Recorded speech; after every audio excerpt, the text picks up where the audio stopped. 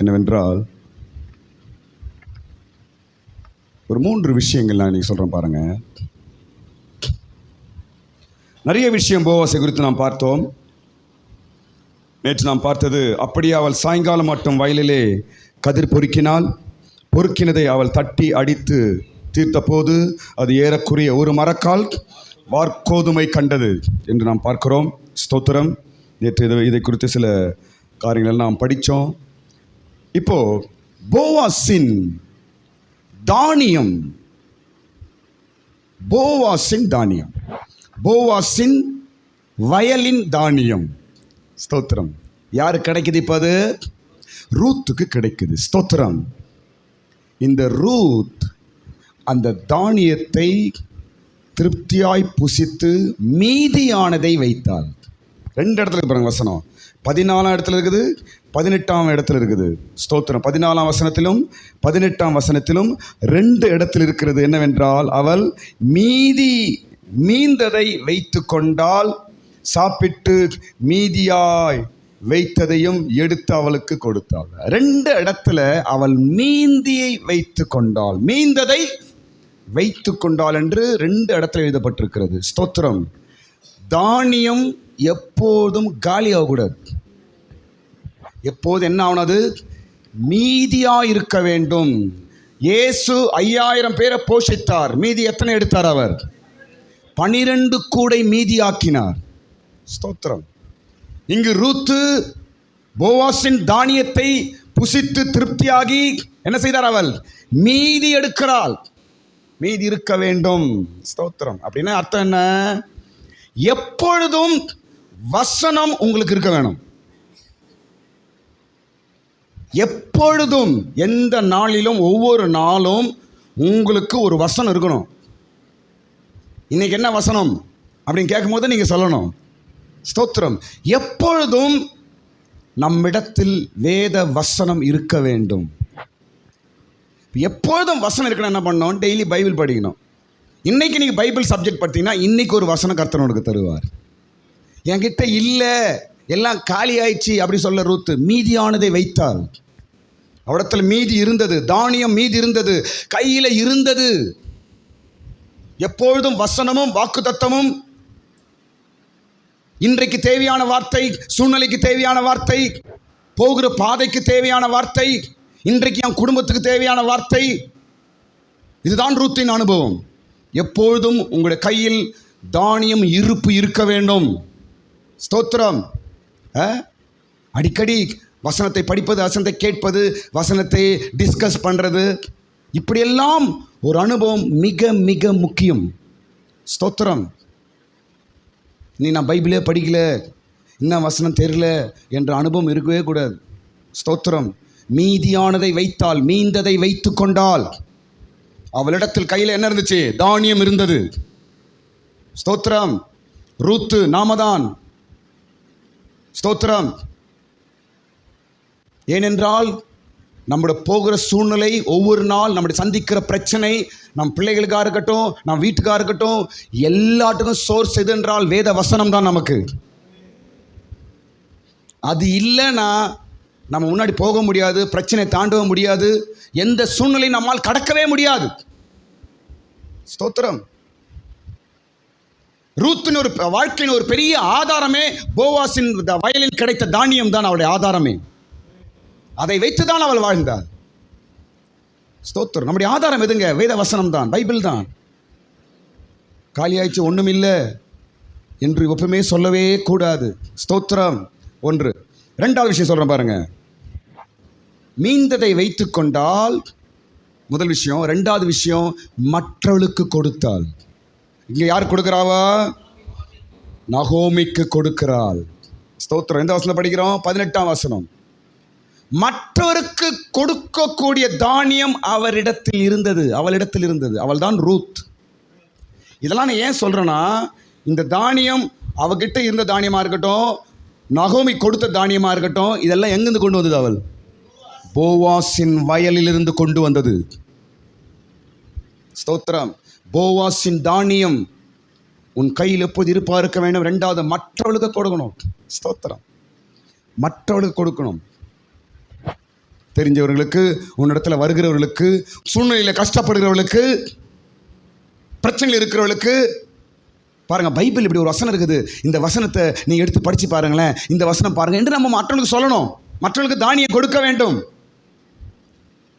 ஸ்தோத்திரம். அப்படிதான் ரூத்தின் அனுபவம். போவாஸின் தானியம் பாருங்க எங்கெங்கெல்லாம் வேலை செய்யுது. போவாஸ் வயலின் அந்த கோதுமை எத்தனை பேரை உயிராக்குது பாருங்க. அப்படியே தாண்டி தாண்டி போகுது, அப்படியே ரூத்து கிட்ட போகுது. ரூத்து கிட்ட இருந்து யார்கிட்ட போகுது? இப்போ நகோமி கிட்ட போகுது. நீங்கள் தேவனிடத்தில் வாங்குகிற அந்த தானியம், தேவனிடத்தில் வாங்குகிற அந்த வசனம் உங்களுக்கு போதுமானதாய் மாத்திரம் இருக்கக்கூடாது, மற்றவர்களுக்கும் போக வேண்டும். ஆமென். ஸ்தோத்திரம். மற்றவர்களுக்கும். எத்தனையோ பேர் கஷ்டத்தில் இருக்கிறாங்க, எத்தனையோ பேர் சூழ்நிலையில் இருக்கிறாங்க, எத்தனையோ பேர் பலவிதமான சோதனைகள் போய்கொண்டிருக்கிறார்கள். உங்கள்கிட்ட பழகுவார்கள், பேசுகிறார்கள், போகிறாங்க வராங்க. அந்த நேரத்தில் இந்த தானியத்தை அவர்கள் என்ன செய்ய வேண்டும்? நாம் கொடுக்க வேண்டும். இதை தான் நாம் என்னன்னு சொல்கிறோம்? சுவிசேஷம் என்று சொல்லுகிறோம். இங்கே ரூத் என்ன பண்ணுறா? இப்பாவா சுவிசேஷம் சொல்லுகிறாள். எங்கே கற்றுன்னு வந்தது இது? போவாஸின் வயலிலே கற்றுக்கொண்டு வந்ததை இப்போ மற்றவர்களுக்கு கொடுக்கிறாள், மற்றவர்களுக்கு சொல்லுகிறாள். அதாங்க ரூத், அதான் போவாஸின் வயல். ஸ்தோத்திரம். மூன்றாவது விஷயம் பாருங்க. இந்த போவாஸின் வயலில் கிடைத்த தானியம் 2 பேரையும் மாற்றுது. அப்படியே எந்த 2 பேரை? ரூத்தையும் மாற்றுது, அப்புறம் நகோமியும் மாற்றுது. அப்படியே ஸ்தோத்திரம். போவாஸின் வயல் கிடைக்கும் தானியம் ஒவ்வொரு மனிதனையும் மாற்ற வேண்டும், மாற்றணும். தானியம் என்ன? வசனம்.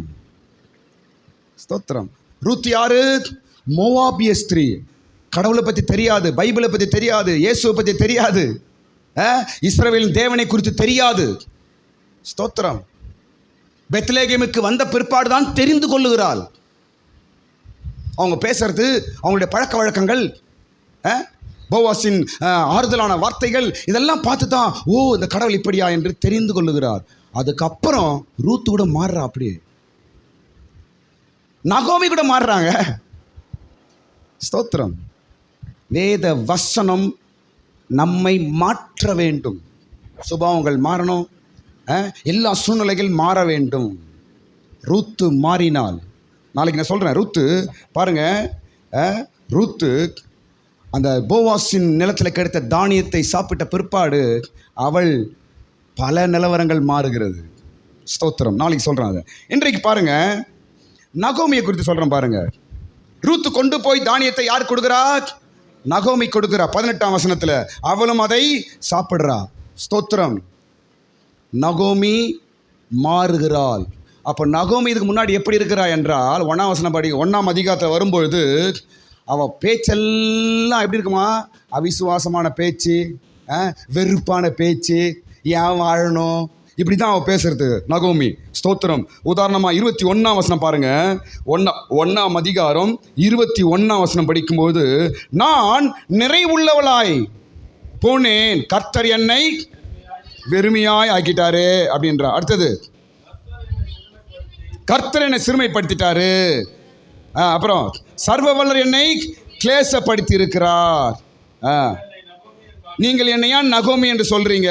என் வாழ்க்கையே கசவா போயிடுச்சு. மேல வசனம் பாருங்க.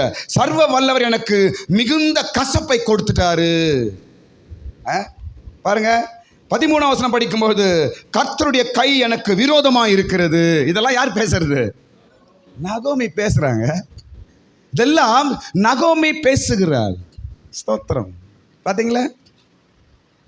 இதுக்கு முன்னாடி எப்போ போவாஸின் வயலுக்கு வர்றதுக்கு முன்னாடி அவன் பேச்செல்லாம் அவிசுவாசமான பேச்சு, வெறுப்பான பேச்சு, கசப்பான பேச்சு, சந்தோஷம் இல்லாத பேச்சு, துக்கமான பேச்சு, கடவுள் மேல விசுவாசம் இல்லாத வார்த்தைகள், அப்படிதானே அங்கே பேசலாம். பாருங்க, நகோமி பேசுறதுல அப்படிங்கிறதுங்க விசுவாசம் இல்லாத வார்த்தைகள். இப்படிதான் அவள் காணப்படுகிறாள்.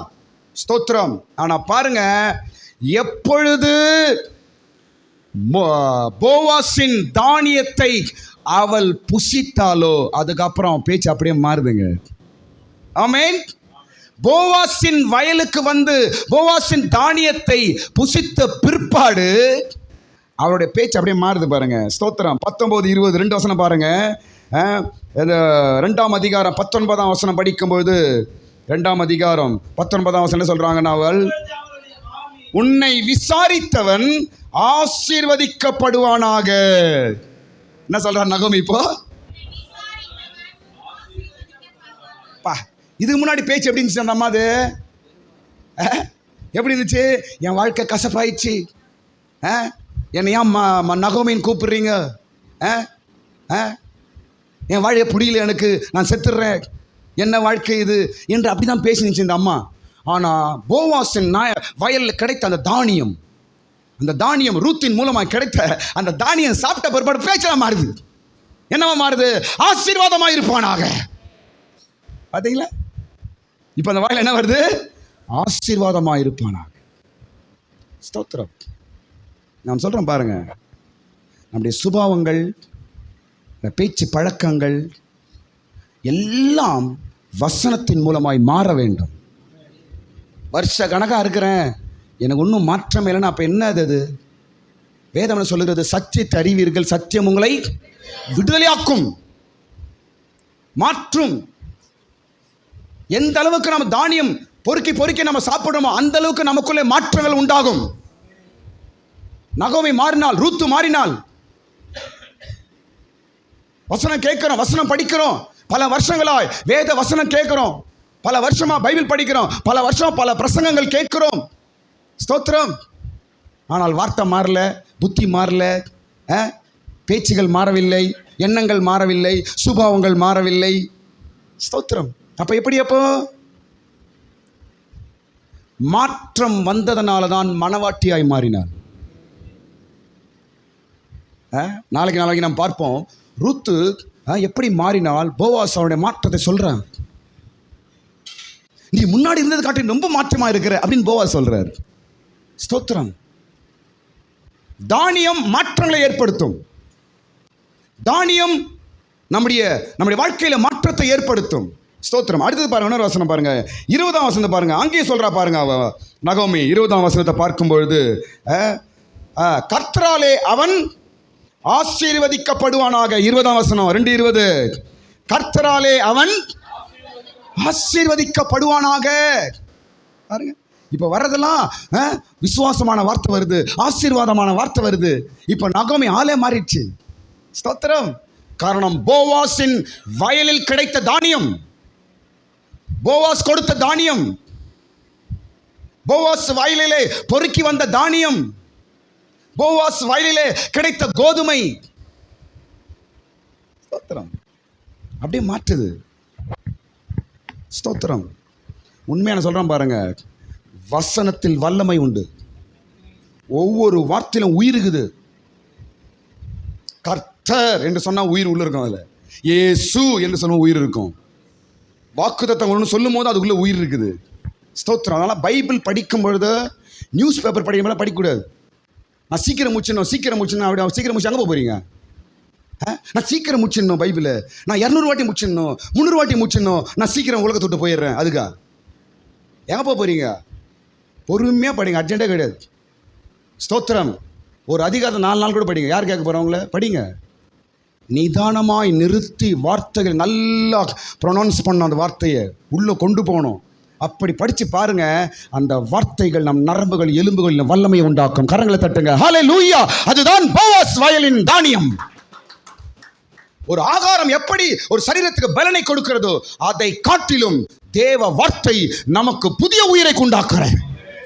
ஸ்தோத்திரம். ஆளை மாத்துதுங்க. ஒரே வார்த்தை சொல்றேன் பாருங்க, ஒரே வார்த்தை தான். லாசருவே வெளியே வா. அவ்வளவுதான், ஒரே வார்த்தை. போச்சு. செத்து நாரி போயிருந்த 4 நாளாய் நாரி போயிருந்த உயிரோடு வெளியே வந்தான். ஆளே மாறிட்டான். ஆச்சரியப்படுகிறார்கள். காரணம் தேவ வார்த்தை. ஸ்தோத்திரம். கெட்டு போய் சூழ்நிலைகள் எல்லாம் மோசமாய் போய் எல்லாரும் கேவலமாய் பேசுகிற ஒரு சூழ்நிலையில் எந்த மனிதன் இருந்தாலும் இந்த வார்த்தை ஒன்று அவனுக்குள்ள போனாலே போதும், அவனுக்குள்ள ஒரு பெரிய மாற்றத்தை ஏற்படுத்தும். ஸ்தோத்திரம். நகோமிக்கு ஒரு பெரிய மாற்றம். இன்னொரு ஸ்பெஷலாக சொல்கிறேன் பாருங்க, நகோமியின் மாற்றத்தை நான் ப்ரெஸ் பண்ணி சொல்கிறேன்னா, நகோமி ரட்சிக்கப்பட்ட ஆள், பின்மாற்றத்தில் போயிடுச்சு அந்த அம்மா திரும்பி வர, அதான் பெரிய விஷயமே. ரூத்து மாறுறது பெரிய விஷயம் கிடையாது. ஒரு ஆத்மா, புதிய ஆத்மா ரட்சிக்கப்பட்டு சபைக்கு வர்றது பெரிய விஷயம் கிடையாது. பின்மாற்றுதல் போறான் பாரு, அவன் திரும்பி வரதான் பெரிய விஷயம். கையை தட்டு, ஹல்லேலூயா. அதுதான் போவாசின் வார்த்தை. ஸ்தோத்திரம். நகோமி எல்லாம் தெரியுங்க, இங்க இருந்தா நம்ம போச்சு. கடவுள் தெரியும், எல்லாம் தெரியும். ஆனா பேச்சை பத்தி எப்படி இருக்குது? ஸ்தோத்திரம். அப்படியேப்பட்ட ஒரு மாற்றம் தான் சபையில வேண்டும். புதிய ஆத்துமாக்கள் கொண்டு வர கர்த்தர் செய்வார். ஆனால் பின்மாற்றமாய் ஆதி அனுபவத்தை விட்டு வெறுப்பிலும் கசப்பிலும் விசுவாசத்தை விட்டு பின்வாங்கி போயிருக்கிறாங்க பார் கிறிஸ்தவர்கள், அவர்கள் திரும்பி வர வேண்டும். அதுதான் தேவ சித்தம். ஸ்தோத்திரம். சிதறப்பட்ட ஆடுகள் மறுபடியும் வர வேண்டும். கெட்ட குமாரன் திரும்பி தகப்பனிடத்தில் வந்தது போல திரும்பி வர வேண்டும். ஸ்தோத்திரம். எப்படி நடக்கும்? போவாசின் தானியம் செய்யும், அதை போவாசின் வயல் அதை செய்யும். ஹல்லேலூயா. ஸ்தோத்திரம். நான் இதோட முடிக்கிறேன். போவாசின் வயலில் கிடைத்த தானியம், ரூத் அதை மீதியாய் வைத்திருந்தால் ஒன்று, இரண்டாவது மற்றவர்களுக்கு கொடுத்தால், மூன்றாவது அந்த தானியம் மனிதர்களை மாற்றுகிறது. அதான் போவாசின் வயலில் கிடைத்த தானியம். ஸ்தோத்திரம். நாளைக்கு வேற விதமான இன்னும் போவாசின் சில வார்த்தைகள் நாம் நாளைக்கு பார்ப்போம். கர்த்தர் தாமே நம்மோடு கூட ஆசீர்வதிப்பாராக. எல்லாரும் ஸ்தோத்திரம் பண்ணுவோம். ஹல்லேலூயா. ஸ்தோத்திரம், ஸ்தோத்திரம், ஸ்தோத்திரம், ஸ்தோத்திரம், ஸ்தோத்திரம், ஸ்தோத்திரம், ஸ்தோத்திரம், ஸ்தோத்திரம். Praise the Lord.